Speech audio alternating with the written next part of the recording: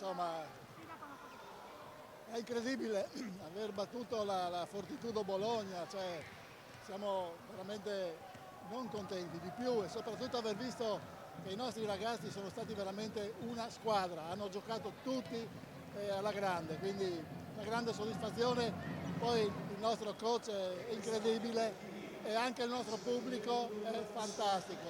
Cosa possiamo volere di più? Dobbiamo continuare a sognare. Grazie mille. Capitano della squadra questa sera davanti a una grande squadra.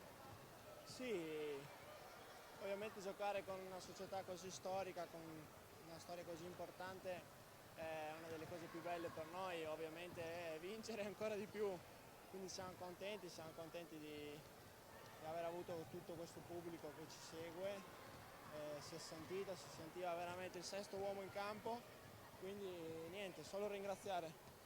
Grazie mille, ciao Stella. Ciao. Innanzitutto abbiamo notato il tuo grandissimo impegno nella partita, sia per il punteggio, sia per i rimbalzi, per tutto quanto. Soprattutto il fatto che tu sei sempre più integrato nel gruppo, anche perché ci metti veramente molta grinta. Cos'è stato per te questo battesimo contro la Fortitudo, che è una delle grandi squadre del basket? E quali sono state le emozioni e come ti trovi all'interno della nostra squadra?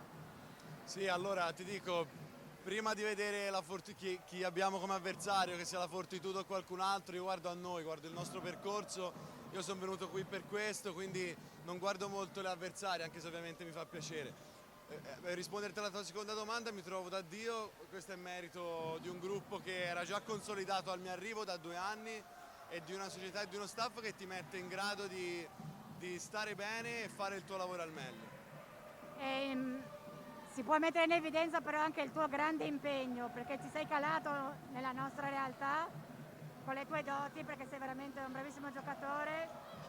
Una parola d'ordine per continuare il cammino da qui alla fine della stagione. L'hai detto te, impegno, cerco sempre di metterlo, io sono venuto dal nulla e l'ho sempre messo dal primo giorno e lo metterò per sempre, fa parte di me, il mio modo di vivere questo sport. Ti ringraziamo per tutto l'impegno. Grazie. Grazie.